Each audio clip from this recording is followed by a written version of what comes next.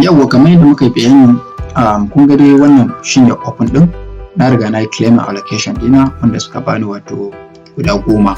Wannan guda 10 na bari na bude muku ga wani abu ku gani, na riga na yi claim allocation dina wanda gashi nan sun bani na yi swapping guda 10. Wannan guda 10 nan in Allah ya ce kun gani sun bani guda 2007. Wannan shine Relax part, ba mu san nawa zai fita kasuwa ba.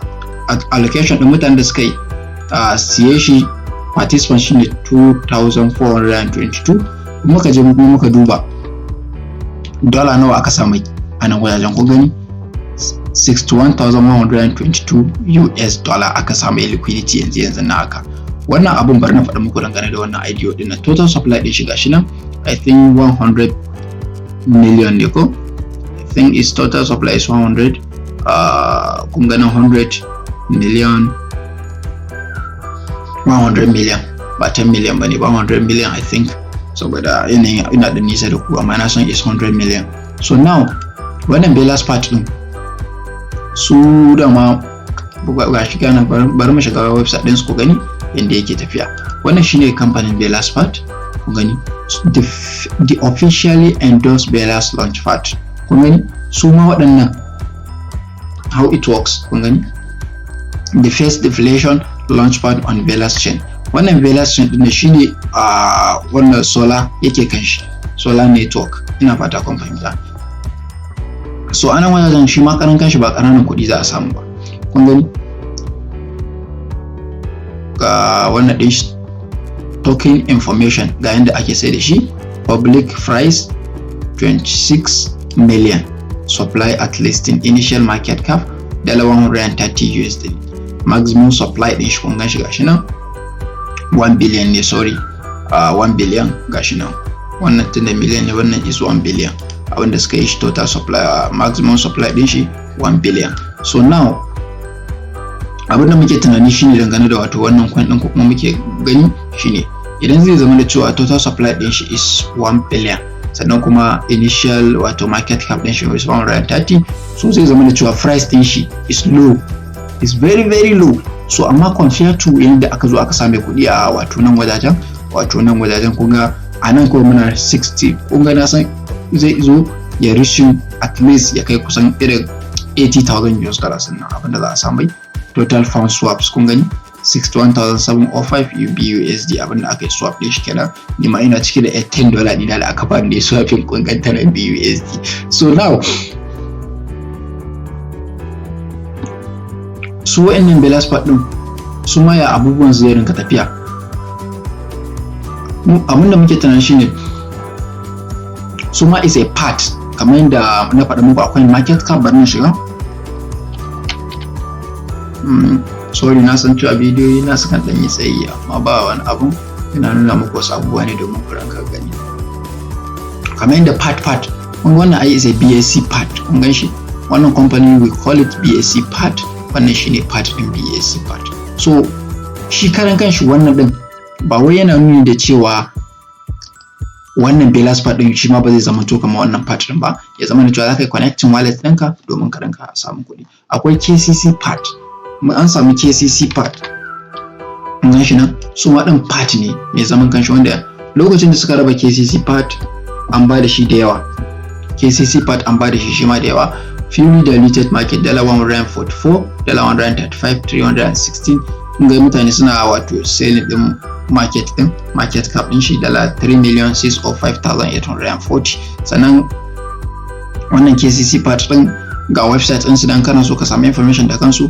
Sannan there is one thing I want you to know, idan har zai zama da cewa coin market cap sun yi listing coin, kada ku rinka zuwa Telegram kuna searching akan waɗannan coins din, kun gane, ku rinka zuwa kawai coin market cap, ku rinka zuwa coin market. Idan kuna neman website din su ne kun gan shi nan wajajen, kana clicking zai kai ka zuwa website din su, kakka zai ka rinka shiga wani phishing website din da ba wannan ba. Kun gane yanayin wanda wannan website ne yake budewa is the same thing da yanayin da wato BSC part sune suka yi BSC part, sune suka yi KCC part, Tron part suka yi kuma Ether part, duk company ɗaya ne.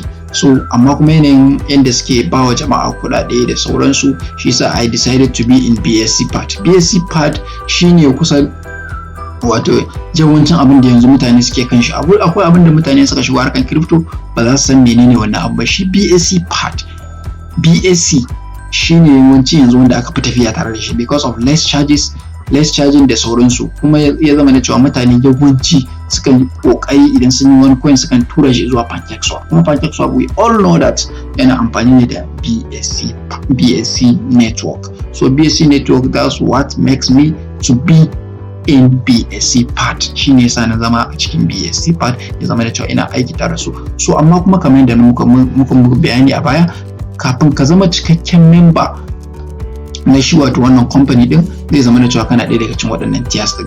Tiers na farko akwai bronze, akwai silver, akwai gold, akwai kuma platinum, akwai diamond, akwai blue diamond, which is the last one. Yanzu yan blue diamond ɗin suna nan za su ci kuɗi, an ba su allocation na guda 10,000 waɗanda kowanne a cikin zai isa $50 domin ya sai wato wannan tokens din. Amma a platinum, I think the lowest amount you can put is $30. Wannan wanda na sani ina cikin wato wannan gold members nan. Wannan token din da kuke gani BAC5 gold member ya fi $6,000 da wani abu a halin yanzu. Idan muka je muka duba shi, bar ku gan shi, ga yanayin guda nawa na siye shi, wato BAC part. Na yi bayani a baya ga waɗanda suke so su san me ya dangane da wato wannan BAC part din. Kun gan shi nan, ina da guda nawa wanda na ma siye shi, price din shi a faka na siye shi a 1.5 lokacin da na siye shi. So now bar ne da ƙara refresh din saboda ya updating price din 1.11. ina da guda 514 5,014 wanda ya kai $5,565 kudi ne ba kadai ba, almost 3 million abin da zaka sa domin ka fara yin wannan. Idan zaka shiga cikin wato wannan kenan gold member, in bronze ne kana da $1,011 kenan I think abin da zaka sa ka shiga bronze. Akwai silver din $2,000 I think $2,020 ne zaka sa, wannan kuma 5,500 plus abin da zaka sa I think domin ka shiga. So my aim is now to be in this platinum. Inshallah, I'm working on that. Inshallah, I will be there. So abin da nake so muku bayani anan shine ga wanda yake so ya san me wannan idea din, zai shigo zuwa cikin wato YouTube channel dina, sai ya zo ya zo nan wajaja, ya zo ya searching wato kun gani yadda zaka rinka samun kuɗi da DYOR token. Anan na yi bayani din su gashi nan da kuɗin da suke wato badawa. So ba tare da bata lokaci ba, kamar yadda na muku bayani, shi wannan BAC part din lokacin da suka yi part din shi kan project nasu, a lokacin da suka yi part din shi, a lokacin nan idan ka yi KYC ne za su baka wato BAC part nan. Bari na faɗa muku yadda aka saida shi, ga yanayin kuɗin da suka samai da liquidity da suka samai da kuma inda suka bari domin mutane siya. Kun ga wannan wannan shine Trump part, wannan shine Trump part. Shi wannan Trump part din shi karan kanshi ya bada kuɗi 1 BUSD zaka bada, su baka 666 Trump part wanda capped din shi 150,000, which is ya mafi Belas part din da aka ba mutum da 108 ne. So Trump part ba na nuna muku ga shi ma kuɗin da aka samu ba kananan kuɗaɗe bane mutane suka samu dangane da wato wannan Trump part.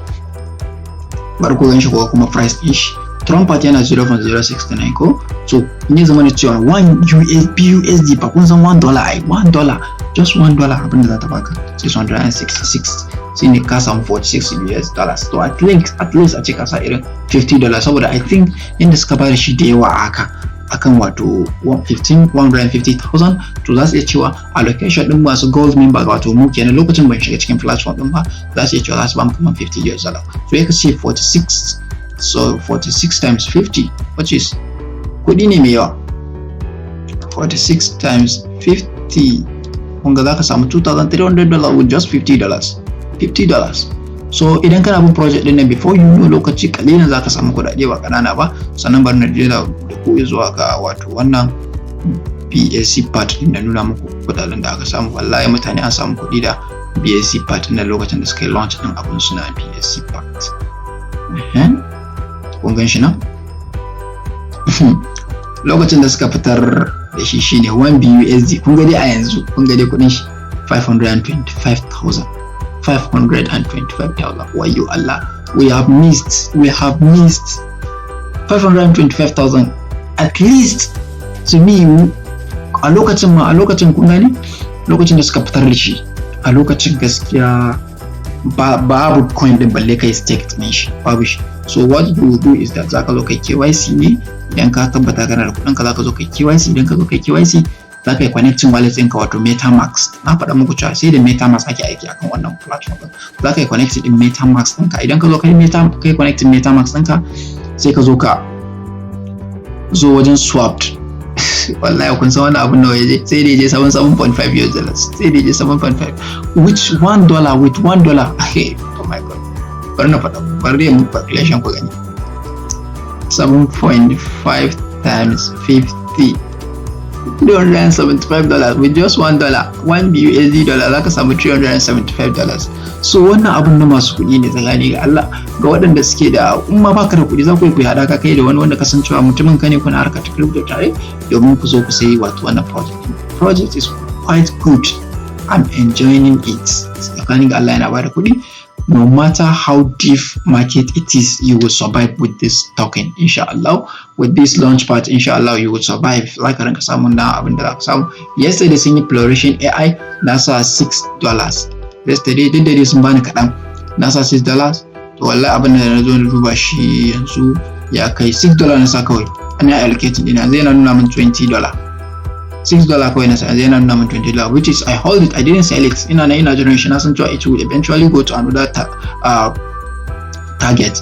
Wannan kuɗin ku je ku duba shi domin tabbatar muku ai na mai magana a cikin bidiyo dina na wato wannan na yi muku bayani amma ba tare da bata lokaci bar na ƙara muku bayani ku gani BSC part ku ga inda yake. Kun gani a gaban idon kun gani 1 BUSD abinda suka bada.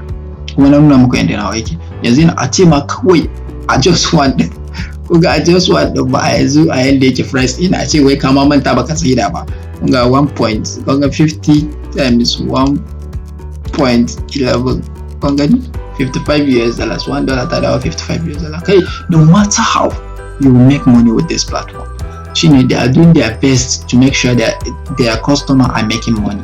So shi yasa yanzu kawo rules and regulation, you must take their currency, sai kai stake din shi sannan ya zama da cewa kana iya shiga participation akan wato IDO din su.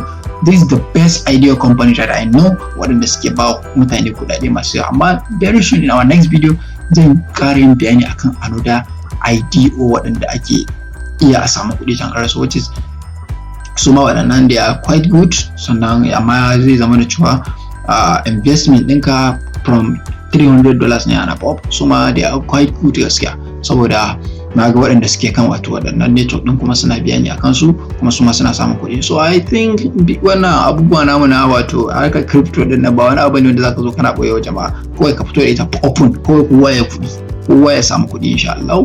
So abinda take bukata shine a koda yaushe ya zama kana da nutsuwa, kana da cikakken time, sannan kuma kana researching akan abubuwan da suka danganci waɗannan abubuwa. Muddin kana yi idan ya zama da cewa kai bahaushe ne, so insha Allah kana bibiyar mu ta wato YouTube din mai suna Abdul Saad, za ka rinka samun dukkan waɗannan abubuwa kai tsaye, kuma dukkan wani abubuwa insha Allah za mu rinka nuna ma hatsarin su da kuma yanayin da ake neman kuɗi tare da su. So wannan bidiyon nawa insha Allah nan zan dakata da wannan nake cewa sai anjima. Until then, happy trading and goodbye. Sannan kuma ga kuma wata sanarwa insha Allah za mu ci gaba da tutorials mu akan English.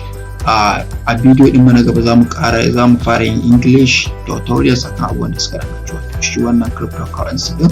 Ya zama da cewa YouTube din mu is based on English and Hausa. Kowa zai iya zuwa ya samu kuɗi, saboda akwai mutanen da suna min messages yan kudu da waye suna ce mu da Allah ba su understanding din Hausa, but suna picking wani abubuwan da nake yi domin suna ƙara samun alheri sosai da sosai dangane da abubuwan da nake sassawa. So insha Allah zan ci gaba da yin turanci, zan yi na turanci sannan kuma zan rinka yin na Hausa. In mun yi na Hausa sannan za mu ƙara hannu da bidiyo wanda za mu ƙara gabatar da shi da turanci, da wannan nake cewa sai an jima, kar ku manta ko da shi ku subscribe na wannan YouTube channel ɗin tamu, da wannan nake cewa sai an jima. Until then, happy trading and goodbye.